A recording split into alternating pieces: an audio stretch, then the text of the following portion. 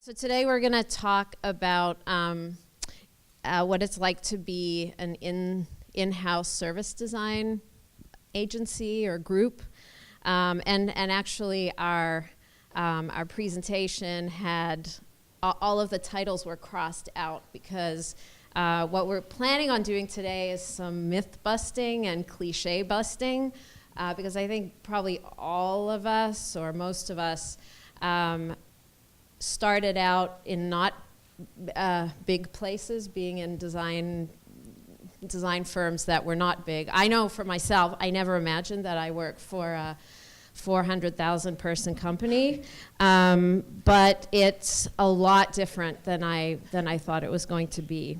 So why don't we just have everyone introduce themselves? Okay. Oh, wait. There's one thing. But when you introduce yourself, so this is a surprise icebreaker. Please tell me. Please tell me about the most bizarre corporate jargon that people like us who work in big companies hear all the time. So I'll tell you mine. It's a shame that I don't have my slides up because this one relates to slides. I hear a lot of people talking about draining slides, and I kind of wish that I didn't have to hear the word draining so often in relation to my. Well, what I think it means is that the slides that get produced in PowerPoint that really shouldn't be slides, they should be Word documents, have lots of words in them, and if you drain them, you go through them and spend too much time on them. But what I wish draining the slide meant was designing the slide so it had like 3 or 4 words on it, not 300. Yeah, so that's my Okay. intro. So I think one of the things that surprised me most was the use of consumer-centric in our organization. So we're relatively new to it, and being consumer-centric, according to some, did mean thinking about the consumer, but it did not mean talking to the consumer. It meant I project what I think they would want by basing it on my own stereotypes, and I am therefore creating my own personas, et cetera, based on my personal knowledge. So that was something we had to nip in the bud pretty quickly. And could you introduce yourself, Pam? Certainly. My name is Pam Nyberg, and I started the Experience Design Group at Humana 4 years ago. And my background includes corporate and consulting in both large agencies, small agencies, and large corporations. Hi, I'm JoEllen Kames. I work at Northern Trust. Prior to that, I was also in-house at Motorola for 10 years. And I don't have a very good story. You've worked in more genteel environments, apparently. So, Ann Hintzman, I work at SalesForce in our Ignite group. I was on that slide from day one. So came from Gravity Tank. My favorite idiom. So I'm going to set the stage. I was out, customer and our sales team, dinner, me, imagine a bunch of dudes, and we're in a suburban restaurant. The sales team was new, so we're meeting each other for the first time. And our don't tweet this because he's a good guy, but sales guy introduces himself to the customer as, yeah, I'm the single throat to choke. And I was like, that's a really violent way of saying you're like the point of contact. But yeah, that was my joy of that dinner. Okay, So, sort of a story. My husband asked me, my husband works in social services, and in talking about different things in terms of after-action reviews, and he's like, you guys use a lot of military terms, and I don't really know why. It seems really harsh. What's an after-action review? After a project, it's a postmortem. Okay, which also is grisly. Yeah, that sounds pretty up. So lots of grisly terms to refer to what we do, and also had never challenged me that anyone used the word artifact. He's like, who uses artifact? I was like, I use artifact every day. Indiana Jones uses artifacts. exactly. Okay, so the first cliche that we want to bust on this panel is that working in-house in a large company is slow and unexciting. So perhaps JoEllen, do you just want to start this off because you had some good things to say about this? Sure. I think certainly at Northern Trust, but also in the consumer electronics sphere, nothing goes slowly. So it's how can you move quickly? I think you're really lucky in-house to have access to engineers and to build up partnerships, but there's also a very high expectation that you move really fast, that you're able to churn through things. And because they have you and because they can see you, you can't go away and work on stuff. You don't get a bubble to go and work in. They actually can come and see you and collaborate with you. Yeah, I'd like to build on that too. As part of slow and unexciting, people might think you're doing the same thing every day.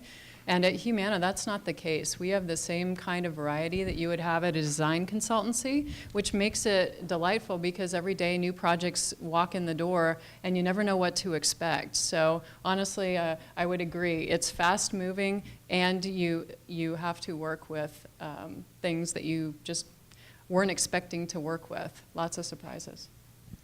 Yeah, and just to build, so Ignite, we actually consult with our SalesForce's customer. So we've got both internal customers and external customers, and I feel like every day it's a new learning curve for me, both on our technology. So I was not knowledgeable about cloud software before I started this, and about our client's business, and you have access to such expertise that I just get to geek out with people about what their specific knowledge base is, and that helps things. I thought this world would move much slower. I think I get more lead time on what projects are, so I see them coming and forming a little bit earlier, but there's still the same pressure of, actually, we have this meeting coming up, can you do this in 6 weeks? Same conversations you would have had or I had as a consultant externally. I think I've also been surprised about the variety of the work that we get. You know, it's staggering, and I do. That is definitely not something that I thought before I started working in a big company. I thought it was going to be all boring. Not specifically with this job, but my conception of what working in a big company was that it was all boring B2B stuff, or just very constrained to one industry. And this is not the only, I worked with JoEllen at Motorola as well, and I had the same surprise there, because the breadth of their product line was so large that the work was actually really varied and interesting. Okay, we're gonna go on to cliche number 2. And by the way, the irony of my previous story and the too many words on the slide is not lost on me. I know there are too many words on the slide. What we're trying to do here is just provide like a logical story arc that is easy for you to follow so that our discussion doesn't meander too much. So just pay attention to the big words on the slide. Okay, so the second one is that design at scale is a certainty. That's the big deal about working in a big company, is that everything you do is as big as the world. And I think that's definitely the expectation. Obviously, there's tailoring required. I think one of the most surprising things related to this myth is many service design groups or design thinking groups may stop with the concept. So you think you've handed it over, a group may have worked with you, and what we've learned is you can't stop with a concept. You have got to carry that into execution with them, because this is a new enough field, whether we like it or not, that if you leave it in their hands without your involvement, it is going to change into something you do not recognize, or it's going to fall apart. So for those of you that may be wondering how you make something successful, it's you don't take your hands off of it until they are scaling it to a size and they've operationalized it. I think that's been one of our most important learnings. Yeah, I agree. You make really good friends with the people who are downstream of you or who might be implementing it, so that they will come and talk to you and make sure that they're bringing things to life with the vision that you initially set out. Yeah, and we've got those folks on our project with us. So we pull in the whole extended team. So we've got our architects in there, and we've got our solution engineers, and we've got our business value people all going through the work with us, so that at least as we're moving through with our customers, I can lighten my grip a little bit on things so that people whose expertise, they can hold on to it a little bit tightly, and I can just be there to help it true on course as opposed to having to be an expert in every part of it. And I was just wondering if you could talk a little bit about the N of 1 stuff. So the quote that I have from you, which I know that I elicited this, so surprise. I think we're at a tipping point where instead of ignoring that people are weird and individual, we might have the capacity to embrace the individual. And the reason why I'm including at this point of the conversation is that this idea of scale and pressure on all of us to make everything big, and for all of our research to be quantitative, and for everything to affect a gazillion people. I thought that this sentiment was interesting because it's true that even within a big place, you can still think like this, right? Yeah, and so Linda called me out on this because it's in my bio that I'm nerding out on this, but I don't know what to do with it quite yet. So if you want to nerd out with me, do it. So has anyone else heard of N of 1 research? Yeah, people. So it was probably a couple years ago, I was reading an article in Nature, and basically the article starts with just how ineffective pharmaceuticals are for most people. So it looked through the top 20 drugs that are prescribed, and I think the best of them worked for 1 in 4 people who used it. Most, others worked for 1 in 20, 1 in 40, right? Really, really not great results, but they're kind of the best we have. I won't diverge into analogy, but so where it was positing and what what they were setting that up to is N of 1 research, which in the medical field means that instead of having a control group and a group that is, taking my drug, I use the same person.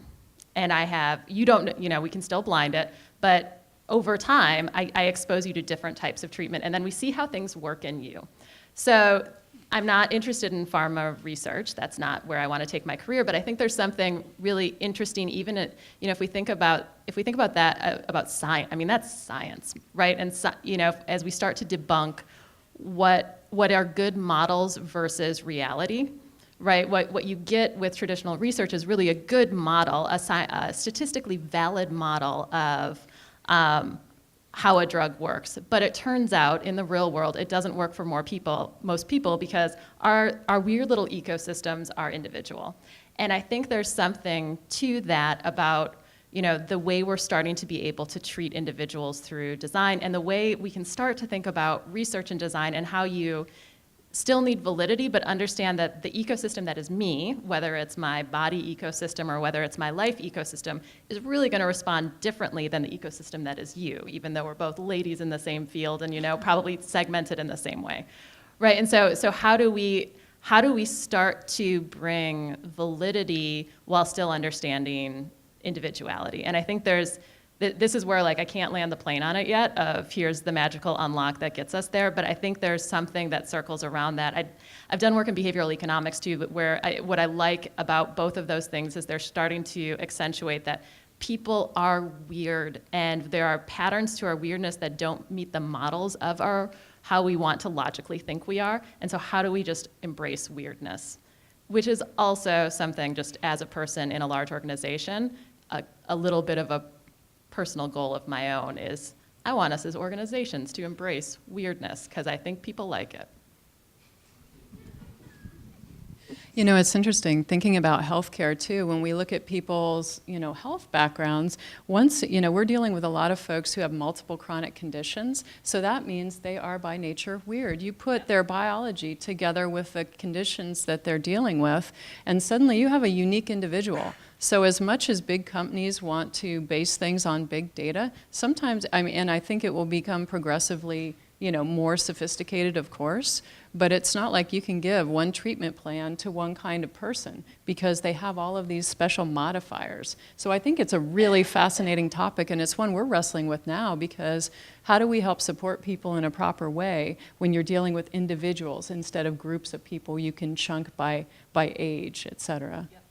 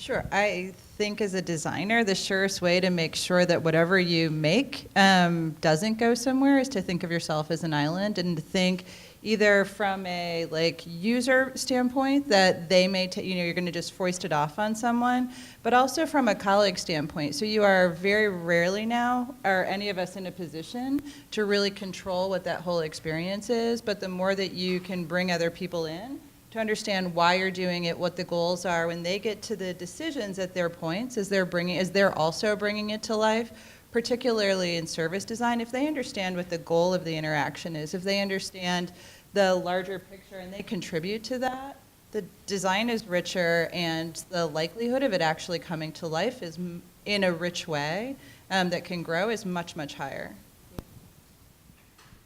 Yeah, I agree. I will say that you don't want everyone coming in. And, I've had the permission and sort of the support to say, what, I don't want to work with that guy because he's just a jerk. And great, I don't have to.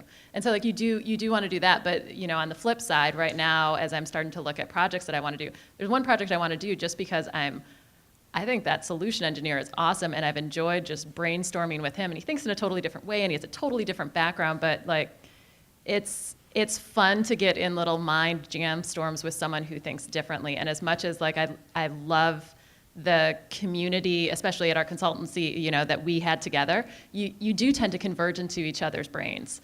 And so having people who are a little bit outside of you but still able to play well together, it is invigorating in a way that you can get from your customers too, but now this is my partner who's willing to roll up his sleeves and just have fun with me and think through. I think that's awesome. And so I think that's pulling in. And then I think there's also the push outside of things, because another great moment where I felt all right, there might be something here is we had, when we first got acquired, so we're still in our Chicago offices, one of the things that we did is just sort of bring people into our Chicago offices with an internal objective of maintaining our offices by showing this is a great space, don't put us in your space.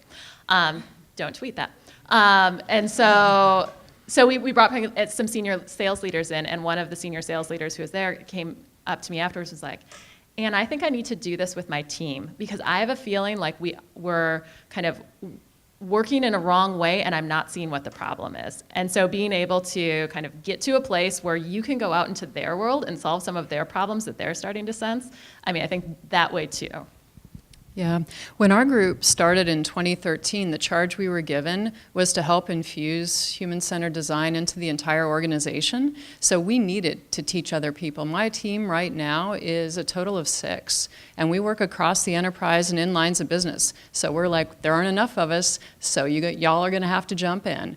And the good news is that people in healthcare are really excited to help others. They just don't know how. So we work with them on projects and teach them and empower them. And then when they're doing smaller projects, now that they've worked with us, they're able to go ahead and carry those forth with our guidance. Increasingly less guidance is required, but the good news is that it seems like we have others picking the work up for us, kind of design champions, so to speak, and then we'll go ahead and continue to do the really sophisticated strategic work hand in hand with them. But I think that's how it's worked in our organization is we just need to spread the love because there's not enough of us to go around. Yeah, and I, just based on what you all said, I wanted to clarify the remark I made earlier about Fjord Light.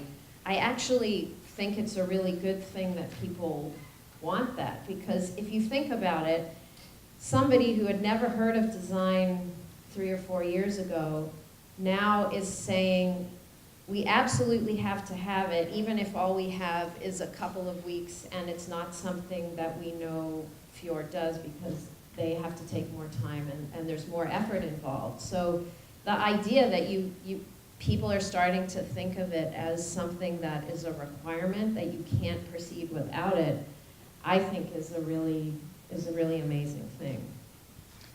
Okay, we'll go to the next one. I have no idea. Okay, whatever. So the next one is that collaboration in a big organization is harder. Voila. I really, somebody do that? I'm a little paranoid. Yeah,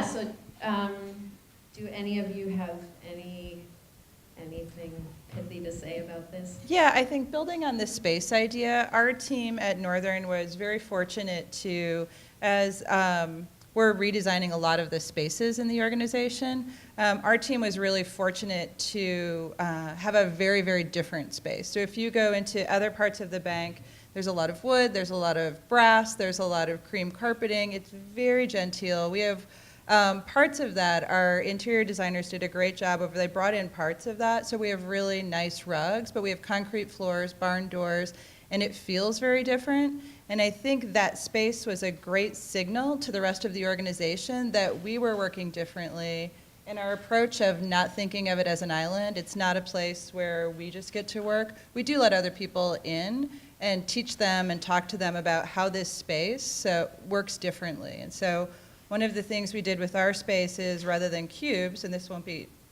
unique to anyone really here, but was very, very different than other spaces at the bank, was we have much smaller individual desks so that we could have project rooms.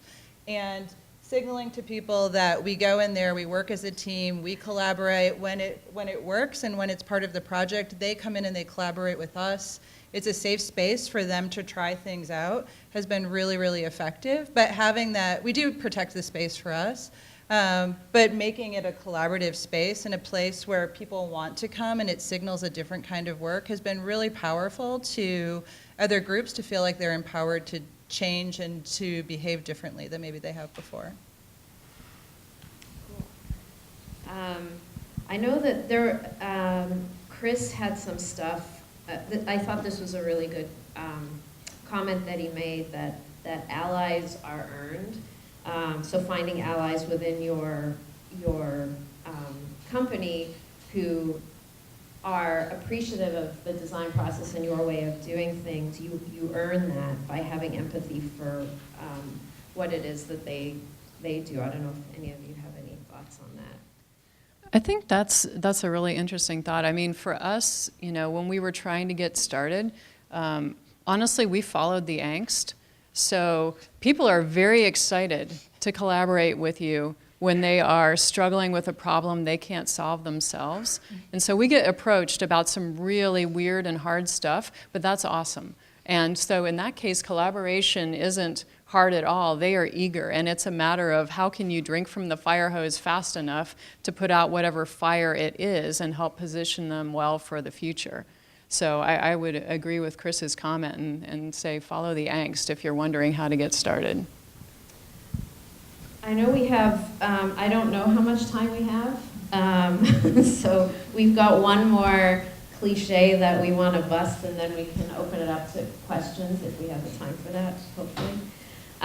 So the last one, if the magic person, the Wizard of Oz can change the thank you, is who knows if it even works, So we're up here talking about how amazing everything is, but is it really a thing?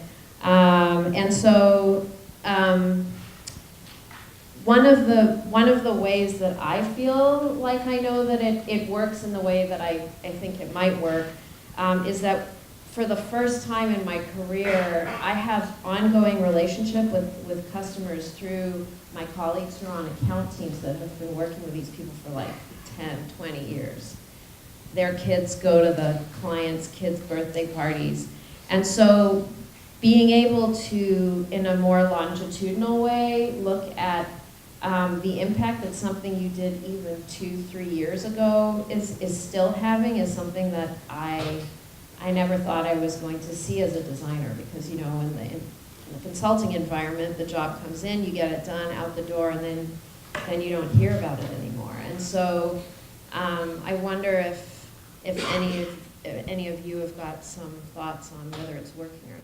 Yeah, I think so. It's similar for us, right? So we've had a relationship with our customer before they came in, and then that relationship exists after we go out. So we get a lot of duration to know if it worked, what worked or not. It's not binary. Something worked, some parts didn't work. That's the nature of things. So we start to get a feel for that and kind of can have those conversations longer and more throughout. We also do some more explicit data capture around that, surveying our clients, surveying our internal customers, just to figure out how we calibrate that. And then I think internally, it's a similar thing where, I don't get to, I'm still in the same organization with the people who I worked with on the last project. So internally, you have a better sense of how that relationship worked or didn't work and how it helped them achieve their goals or not. And so you're just able to keep a hold on things a little bit longer, which is hard, right? Like, it's more people to keep track of for a longer time, so it's a lot of nodes to hold in your brain, but it's nice to be able to kind of tuck into those and see how things are going. I'd agree. I think one of the things that's nice internally is you have shared success, shared failure. So if whatever you're working on does well, everyone shares in that success. If it doesn't do well, you're all really accountable for it. The other thing I think in terms of knowing if it even works is I think you know if it even works based on the reputation that your group has. So if you are able to get more people to add to your team, if you have more work, I think there's particularly internally, like there's a pretty good sense of if a group is full of it or not. And if they're actually really helping and really get stuff done, or they don't, and people will gravitate towards them, they'll get more work, they'll get a better reputation, and I think that's the best way to see if it works or not. Yeah, from a project perspective, we actually ask about metrics, in scoping. What does success look like? And we want to know what measures we're working to because we're working for other people to help them be successful. We want to know how they're going to measure their success, and if we don't think they're measuring enough, we add more metrics for them because we want them to be able to tell a compelling story, and we want to be able to tell a compelling story too. From a personal perspective, we measure success based on, as was mentioned previously, whether people come back to us. We have a high number of people who come back and request more help from us, which is great. And also we like to watch our friends get promoted if the project goes well, and we've seen that as well. So there are multiple different ways we measure success, but it's usually not just focused on us. I will say that we also, because we were a new group and design was relatively new discipline, we hold ourselves to a higher bar when it comes to design because and this isn't meant to be diminishing in any way, but because the organization may not know what good looks like, we depend on folks like you and other industry professionals so we can keep watching the best of the best and holding us to those same standards. So we continue to kind of raise our own bar as we're ensuring we get success for projects. I think we have time for questions. I'm not sure how much time, but yeah. Questions? I don't think I could throw that far, so.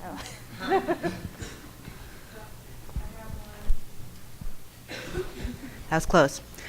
So I work in-house, and I've never worked in the consultancy, but one of the things I imagine is that if you're a consultant, you at least have the knowledge that they hired you so they knew what design was. We're a really big company, so that there are account teams who know who we are and they do come back. But there are many, many business units who don't know that we have an internal design team. They know we have industrial designers, but they don't know about UI, UX, they don't know about service design, they don't know about UX research, they don't know about human factors, which are all the other things our design team does. So have you experienced any of that, and then how do you let other business units know that you exist? Because organic in a multi-thousand person company isn't that effective. Well, I think this goes back to what I was saying about how in the beginning, what you're describing was something that we encountered all the time. And I'm not suggesting that, every new engagement that we have or every new internal partner that we meet, all of a sudden has all of this knowledge and our jobs are super easy and we don't have to educate anybody anymore. But I do think that the really relentless education efforts that are made have really paid off. I mean, there are people that go to design thinking training, and those of them that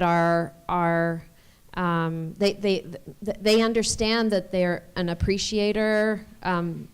Not everybody thinks they're an appreciator. Sometimes there are people that think they know how to do it, but for the most part, people people come out of that appreciating the, what design can do for them.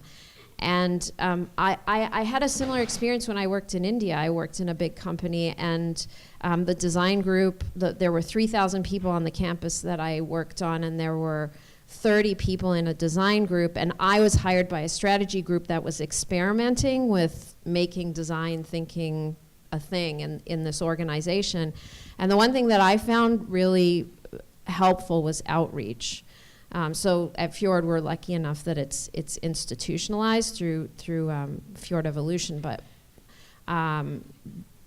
I found it very helpful to have to put on workshops and educate people about things that they didn't know about, so that you bring people in that way and you teach them about what you do. Do you mean like going to the head of a BU and just saying, hey, can I do a workshop with your teeth? I mean, how do you educate people who don't know that they need to be educated?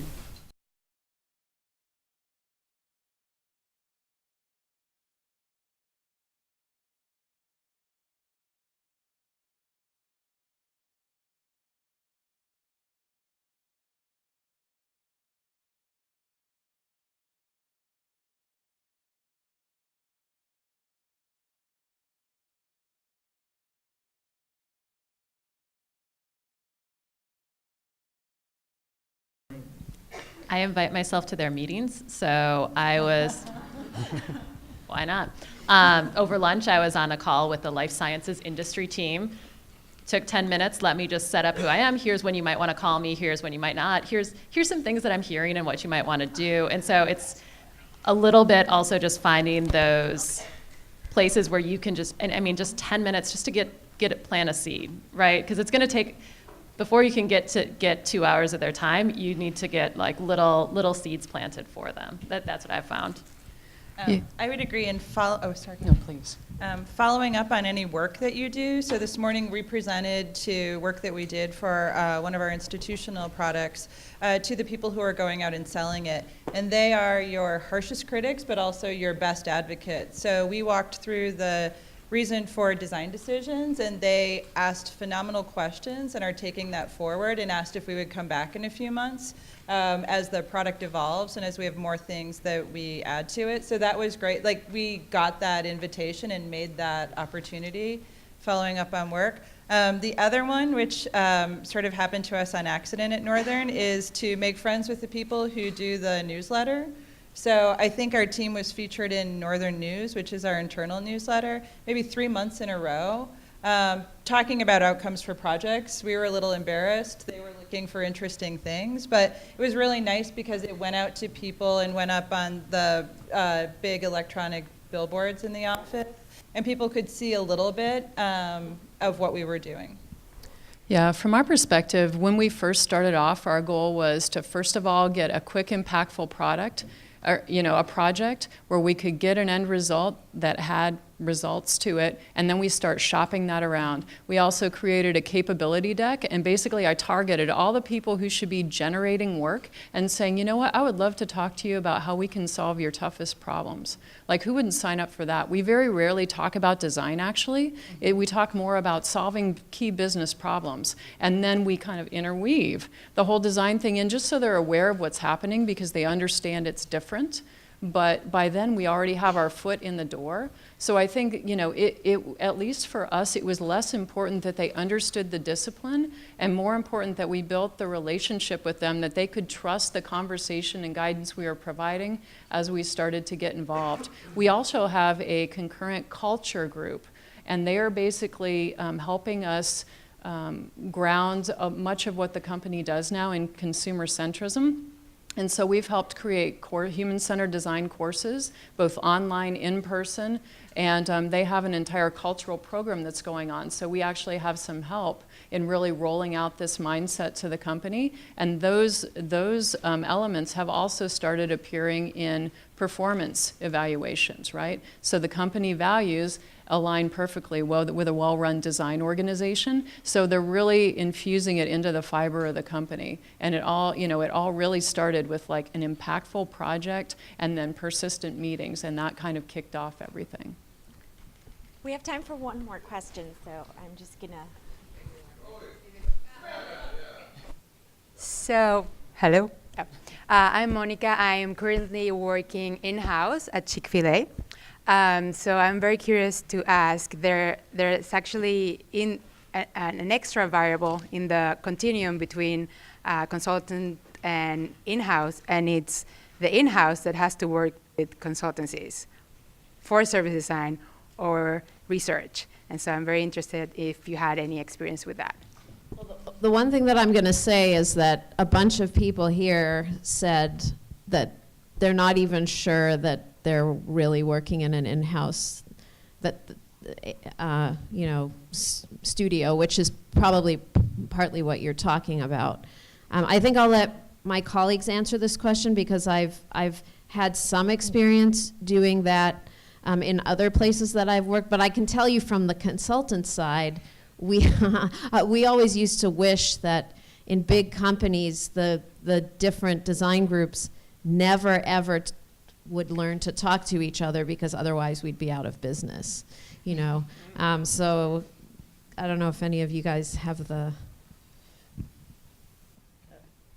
Okay, so I will go ahead. I can't say that I've worked in a group where we have exclusively vended out that stuff, but I think it's really hard with service design. I mean, the nice thing about research is it's bounded, right? You may learn some stuff, and then you discover you need to do some stuff, but bringing in a company to then carry it forward into execution, I mean, you don't know how long that stuff's going to take. So it's a question of how much can you kind of box the activities. I don't know if that's answering your question, but I think in our mindset, we try to embrace them as partners because obviously researchers are learning things that we need to know in order to make decisions in other parts of the company. So if we do work with consultants, and we actually did work with Anne, we worked extremely closely in conducting workshops, building materials, thinking about what we needed out of that workshop, et cetera. And it worked really well. I think that was one of the most collaborative experiences I've had working with a firm. Hey, hi. Oh, sorry. We're at the precipice of doing it. Our team has created a decent amount of demand. We're now, and we've done is, hired people we knew, referred people to consultancies where we knew they would do well, or someone who is starting off on their own. I think we're looking at what that model is for us. So if we are going to send someone out, what assurances do we have about quality? How much do we want to be involved in the process? Because I don't think by any way, shape, or form we want to become managers of consultants, but we also do want to have some say in terms of who they're working with and what level of quality that is, and then how that will come in. Because we've had some really bad ones. We had got some really, really weird personas that had derogatory names. So not that. One of the things that I think, though, that's important to remember when, in an effort to get the most out of the relationships that exist between an outside consultant and an in-house design firm, is that there has to be some sort of bridge building where you're obviously hiring them because they're an expert, but where they can feel like what they're doing is going to live on beyond the end of their engagement. And then the same should be asked in choosing the right partner. Just having somebody who comes in, gets it done, and leaves and isn't interested in what they left behind is probably not the right partner either. One other piece of advice is if you, in terms of sometimes teams, I think this is not necessarily true now, but in-house teams used to work on the day-to-day stuff, and they would send the more interesting stuff out. Our VP at Motorola, Jim, always had a really great take on it in that we've committed to the organization and we're going to be there in the long term, so we should be working on the most advanced things and then send out the things that are a little bit easier to understand, easier to implement. And having that metric and making it about that you've made a commitment to the company and you're actually there and in the best interest, and so you should work on the things that are more strategic, I think is also really useful.